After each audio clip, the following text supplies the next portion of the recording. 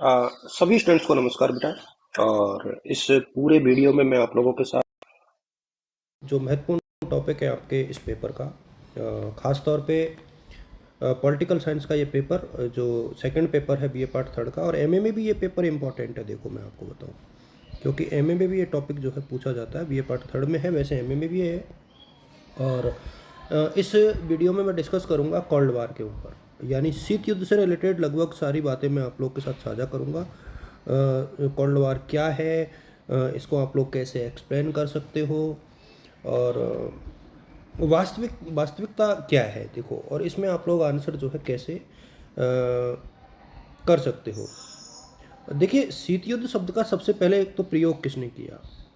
Person who use the term like that called war. तो Bernard M Bharuch, आप ये नाम याद कर लो। बर्नार्ड एम वरुच, ये एक राजनीति शास्त्री हुए थे, और जिन्होंने जो है शीत युद्ध शब्द का जो है प्रयोग अमेरिका के दक्षिण कैरोलिना में किया था।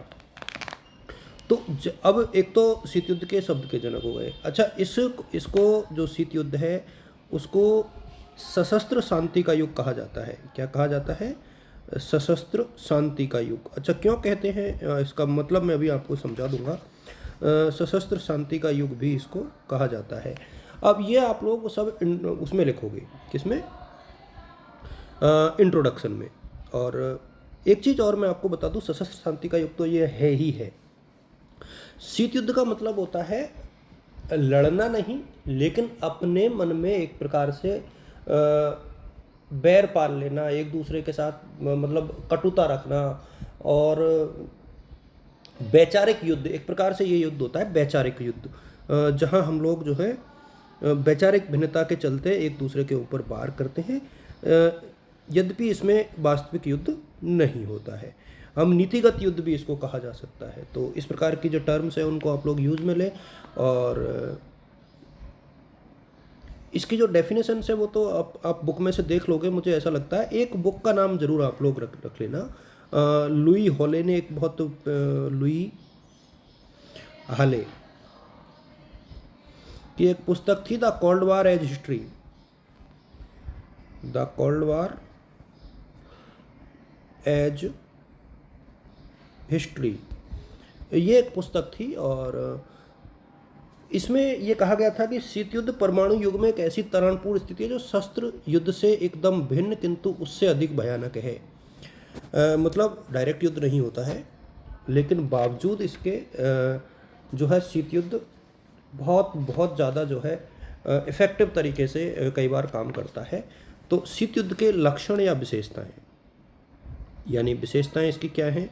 मैं सारे पॉइंट्स इसलिए कर रहा हूँ कि जो भी एग्जाम में पूछ ले, आपको शीत युद्ध का एक क्वेश्चन यदि मिलेगा उसे आप लोग हल कर देना। शीत युद्ध की विशेषताएं क्या हैं?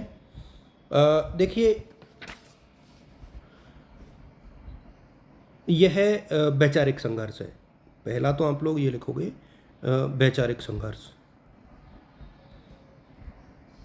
और विश्व का दो ध्रुवों में, विश्व का दो धुरियों में विभाजन। अब ये दो धुरी कौन कौन सी थी वो मैं आप लोग के साथ अभी साझा कर दूंगा। यह एक बाक युद्ध था। ये रूस और अमेरिका की जो दो धुरियाँ थी उनके बीच युद्ध था। यह एक बाक युद्ध था, यानी स्टेटमेंट्स एक दूसरे के खिलाफ आते थे। इसके अतिरिक्त नेक्स्ट यदि आप देखोगे तो यह एक प्रकार से बहुत गुप्त या छिपा हुआ युद्ध था। छद्म युद्ध भी कह सकते हो, छिपा हुआ छद्म युद्ध, छद्म युद्ध था। एक चीज़ और आप इसमें जो देख सकते हो वो ये कि यह भयानक भयानक युद्ध था, तुलनात्मक रूप से ज़्यादा खतरनाक खतरनाक। नेक्स्ट यदि आप बात करोगे तो इस प्रकार के उसमें यदि आप लोग देखोगे तो काफ़ी महत्वपूर्ण तरीके से ये इसकी विशेषता निकल करके आती है। अच्छा, कारण यदि आप देखोगे तो कारण क्या थे? कारण मैं पूरा वीडियो इसीलिए आप लोग के साथ शेयर करता हूँ, कॉजेज यानी कारण। अच्छा, कारण क्या थे? देखिए, ऐतिहासिक कारण। अब ऐतिहासिक कारणों में आपको ये लिखना है कि एक्चुअल में प्रथम विश्व युद्ध के बाद और विश्व जो है दो भागों में बट गया था, अमेरिका और रूस के खेमे में। और इस वजह से जो है पहले वर्साई की संधि, फिर सोवियत क्रांति, और सोवियत क्रांति के बाद सोवियत संघ का शक्तिशाली होना, ये सारी चीज़ें काफ़ी महत्वपूर्ण थी। फिर युद्धोत्तर उद्देश्यों में अंतर, युद्धोत्तर उद्देश्यों में अंतर। अब देखिए, जैसे ही सेकेंड वर्ल्ड वॉर ख़त्म हुआ था, सबको पता था कि रसिया एकदम से शक्तिशाली हो गया, तो रूस और अमेरिका में जो है ये काफ़ी टकराव की स्थिति हो गई। एक था याल्टा समझौते, याल्टा एक समझौता हुआ था 1945 में। तो याल्टा समझौते की अवहेलना, समझौते की रूस द्वारा अवहेलना। अब यहाँ पर रूस की जगह आप लोग सोवियत संघ काम में ले, क्योंकि उस टाइम पर रूस नहीं था, सोवियत संघ का उल्लेख करें आप लोग, सोवियत संघ द्वारा अवहेलना। फिर सोवियत संघ द्वारा बाल्कान समझौते का, बाल्कान समझौते की अवहेलना। देखिए बच्चों, आप वीडियो को खुद ही शेयर कर देना, क्योंकि मुझे शायद इतना टाइम नहीं मिलता है। यूनान में हस्तक्षेप, यूनान में हस्तक्षेप। आप अपनी बुक में से भी इन पॉइंट्स को देख सकते हो, लेकिन मैं चाह रहा हूँ कि आप लोग इसको बहुत अच्छे से देखें। टर्की पर सोवियत संघ का, टर्की यानी तुर्की पर जो है सोवियत संघ का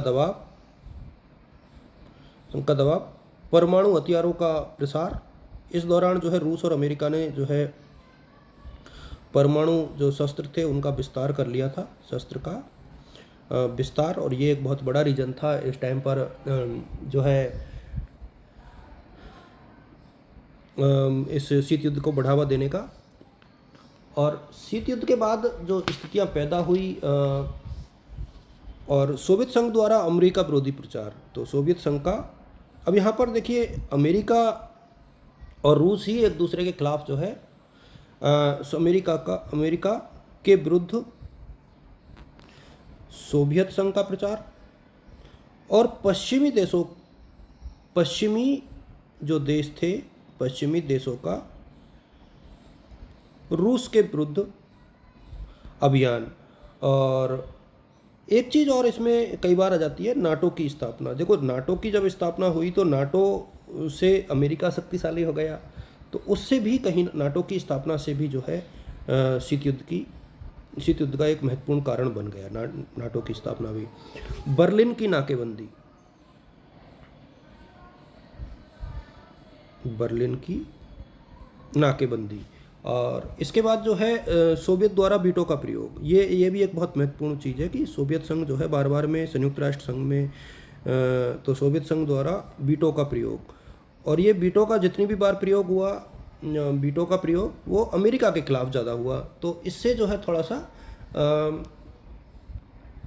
ये रीजन समझ में आता है। फिर शक्ति संघर्ष, ये पॉइंट्स को ही आप लोग बहुत अच्छे से देख लेना। शक्ति संघर्ष तो वही था रूस और अमेरिका में।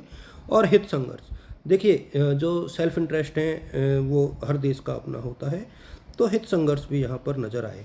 तो ये इसके रीजन हुए। अब इसका प्रभाव, अब देखिए तीन चीज़ें हो गई, कारण हो, विशेषताएं हो गई, कारण हो गए, अब प्रभाव क्या था। देखो ये फिर ये क्वेश्चन जो है आपका कंप्लीट प्रिपेयर हो जाएगा। और इसके बाद कुछ भी आप लोगों से पूछ ले तो आप लोग इजीली जो है इस क्वेश्चन के माध्यम से इसमें जो भी आते हैं वो कर लोगे। और जो पहली यूनिट के दो टॉपिक हैं, डीकोलोनाइजेशन, उसको आप लोग खुद कर लेना, क्योंकि उसे मैं नहीं बताऊंगा। अगला जो वीडियो होगा उसमें मैं यूनाइटेड नेशन के ऊपर डिस्कस आप लोग के साथ करूंगा।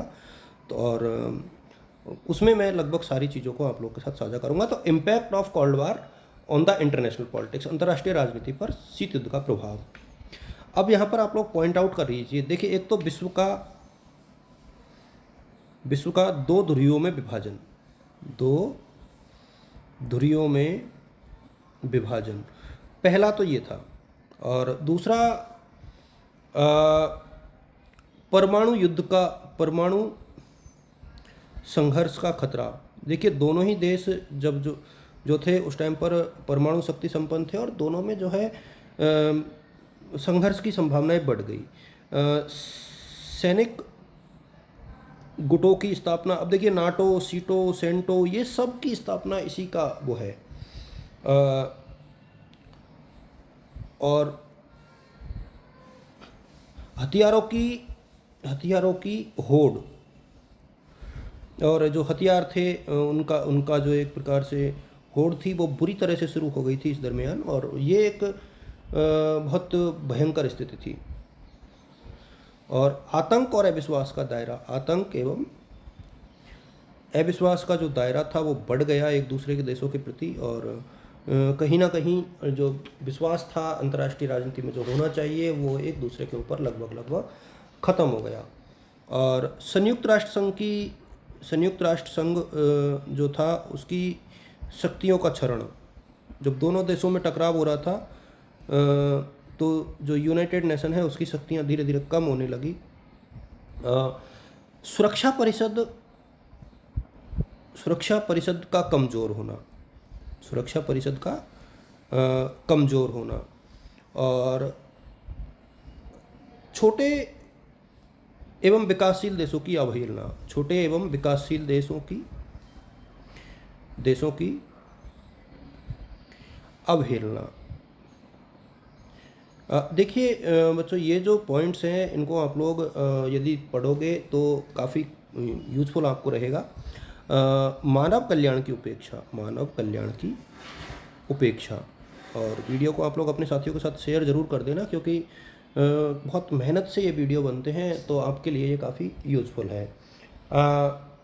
मानव कल्याण के कार्य आप कर नहीं पा रहे हैं, और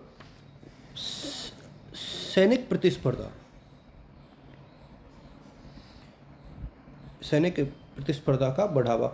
अब इस तरीके से जो है ये काफ़ी चीज़ें थी जो इस दरमियान घटित हुई, और मेरे सामने शीत युद्ध वाला चैप्टर जो है बहुत महत्वपूर्ण है आप लोगों के लिए। और ये दो टॉपिक मैंने बताए, इनमें से एक क्वेश्चन तो आपको एग्जाम में मिल ही जाएगा, और बाकी जो पीछे के दो टॉपिक है वो आप लोग और कर लेना, तो ये काफ़ी अच्छे से आपका चैप्टर हो जाएगा। आप सभी को शुभकामनाएं, ऑल द बेस्ट और गुड लक।